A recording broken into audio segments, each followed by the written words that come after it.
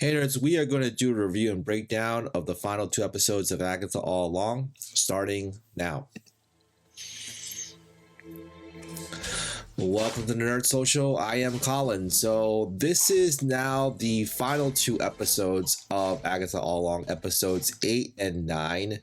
Episode 8 was directed by Gandja Monteiro and written by Peter Cameron. And the episode title is Follow Me, My Friend, to Glory at the End. And the spoiler-free log line is very short. It just says the end of the road. Episode 9 is directed by also Gandja Monteiro and written by Schaeffer and Downey. It is titled Maiden Mother Come, and the spoiler-free logline is The Truth of Agatha, Harkness, and the Witch's Road. So my thoughts of it is whether or not it did stick the landing. For me, I think it was okay. It wasn't as great as, say, episode 6 and 7, which I think were the high points of it. Disney and Marvel tries to up the ante during the middle episodes, and then it has an anticlimactic ending all the time.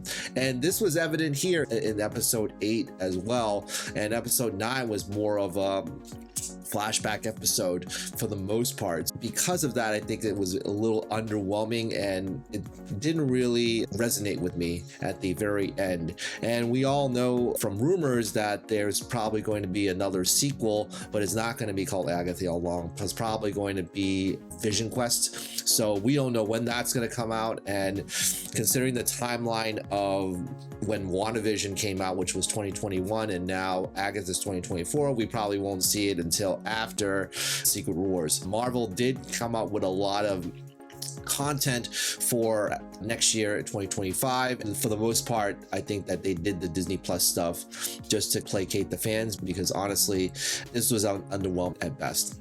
So in terms of rating the episodes, I would probably give the episode 8 an 8, which is a road trip, and also I would say episode 9 is a 7, which is a dinner party, because I just believe that it was underwhelming at the very end. Definitely there was a crescendo that was happening in episode 8, and then they just had almost a throwaway episode for episode 9, which I really didn't care for.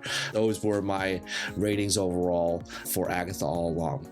So if you like what we have to say about Agatha and about other content that we put out there, please like, share, subscribe for more. We really appreciate your support, and we are definitely growing as a channel. So thank you for all of you that continue to watch this content and to support us on various platforms, including Facebook.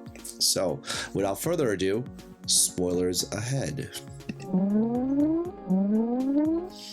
Okay, starting off this episode with Jen coming out from the dead, and Billy and Agatha again at each other's throats, basically trying to figure out what the heck's going on.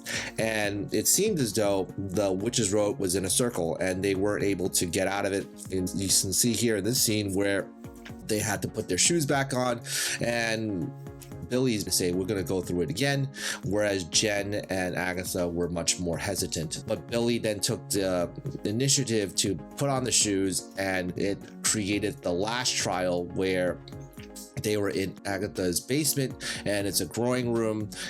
We find out that Jen was bound to Agatha, and there was a very touching moment between the two where Jen does not want to be bound by Agatha anymore and was released. And so we see then Jen later on come out of the ground and basically fly away to wherever she's going to, and we saw the sign for Westview as well. Some people online have speculated that might have been Wanda reincarnated in Jen, but I don't buy that. It's just maybe because the powers were very, very similar, but we'll see what happens with this, because it really left it very open-ended. Then we get to see Billy and Agatha going through this ritual where they're trying to bring Tommy back, and we saw a situation where there was a boy who was bullied and being drowned, and Tommy's spirit trying to get this boy's almost dead body.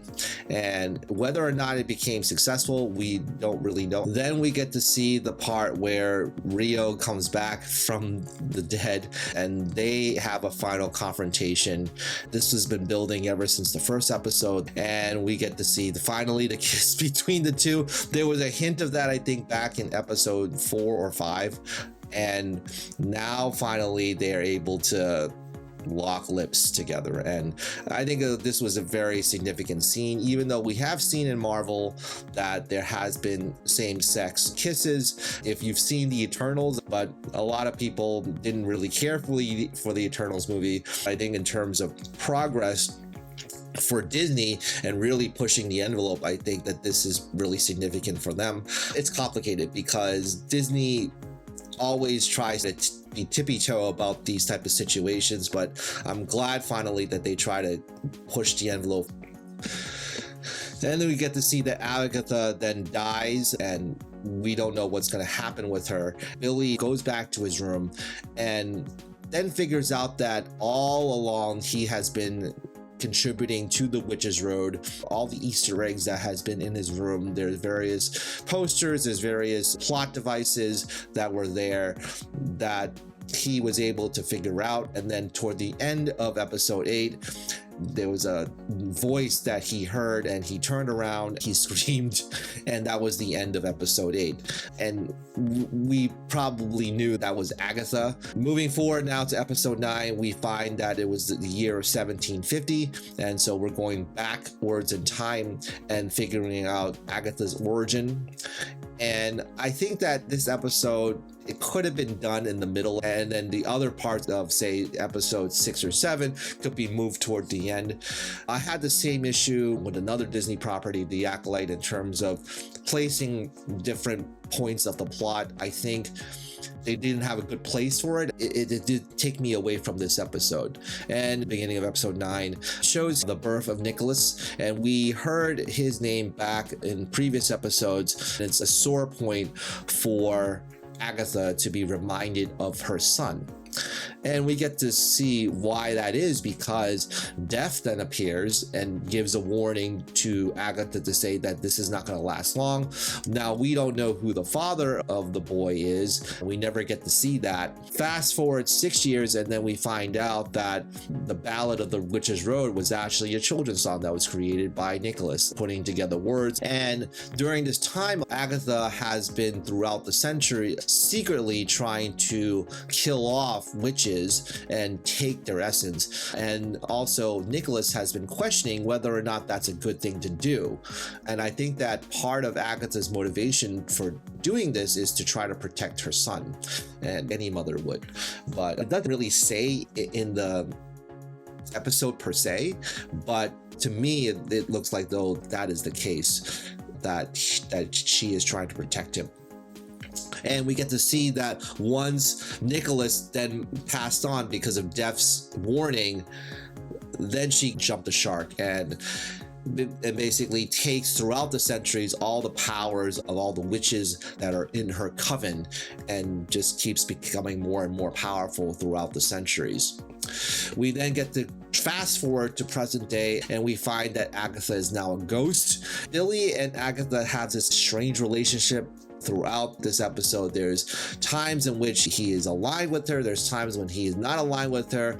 It reminds me a lot of Jack Sparrow from Pirates of the Caribbean, where you never know where that character's alliances are, and Agatha's just the same way. You just never know, and sometimes it just takes it away from me in terms of, okay, can you make up your mind? Are you good? Are you bad? We don't really know. And it seems as though we're almost like Billy throughout the whole entire series, where he's just confused and doesn't know what to make of Agatha throughout the whole process.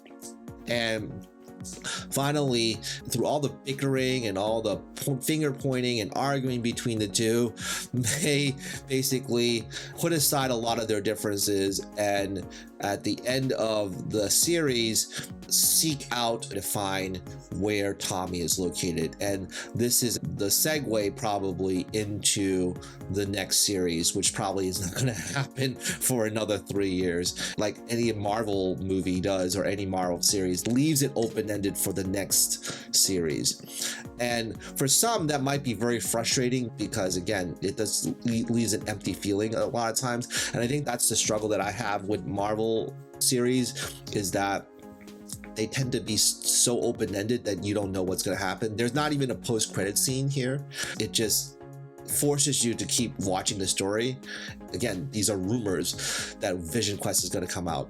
So I think that the whole takeaway of this series is that they definitely did some great things to it. I really did enjoy it for what it was, but at the same time, they don't really know how to stick the landing. And I think probably I just need to readjust my expectations, because there were a lot of endings that were pretty good.